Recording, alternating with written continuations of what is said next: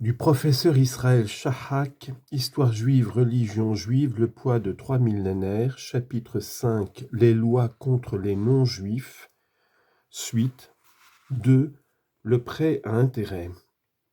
Dans ce domaine, la discrimination à l'encontre des gentils est devenue très théorique depuis la dispense exposée au chapitre 3 de ce même livre qui permet d'exiger des intérêts même d'un créancier juif. Néanmoins, prêter sans intérêt demeure un acte de charité louable et recommandé si l'emprunteur est juif, condamnable si c'est un gentil. De nombreuses autorités rabbiniques, mais pas toutes, dont Maïmonide, c'est-à-dire la plus grande autorité, font une obligation d'exiger des emprunteurs non juifs les taux les plus usuraires possibles. 3. Les objets perdus.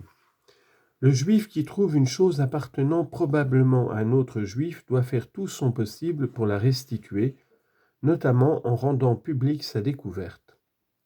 Par contre, le Talmud et toutes les autorités rabbiniques anciennes non seulement permettent de s'approprier l'objet perdu par un gentil, mais interdisent catégoriquement de le rendre. On lit en note: au dernier siècle avant Jésus-Christ, des rabbins qualifièrent cette loi de barbare et ils faisaient rendre aux gentils les biens qu'ils avaient perdus. Mais la loi est restée. Fin de note.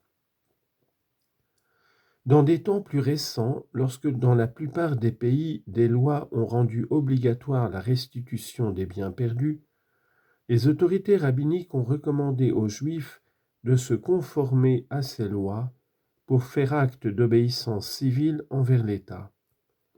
Il ne s'agit pas d'un devoir religieux, il ne faut donc pas vraiment chercher à retrouver le propriétaire si selon toute apparence, celui-ci n'est pas juif.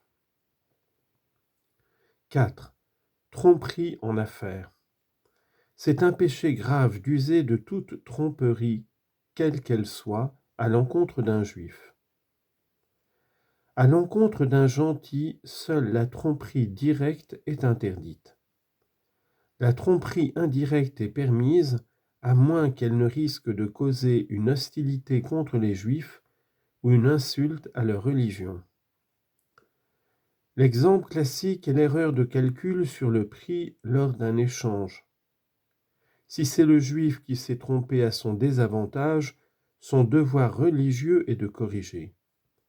Si c'est le gentil qui a commis l'erreur, il faut lui dire seulement « je m'en remets à ton calcul », pour qu'il ne puisse déchaîner l'hostilité au cas où il découvrirait sa propre erreur.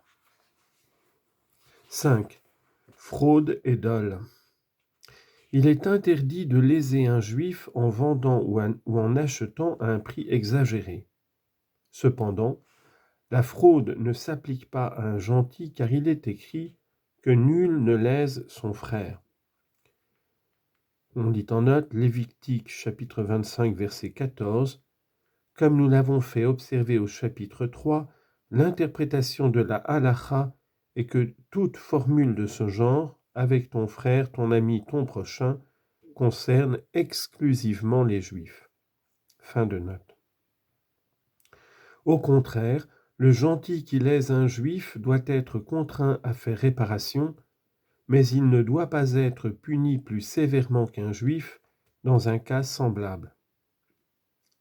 6. Vol simple, vol avec violence. Le vol simple est absolument interdit, même aux dépens d'un gentil, comme le dit si exactement le Shulchan Aruch. Le vol qualifié, c'est-à-dire accompagné de violence, est strictement interdit si la victime est juive.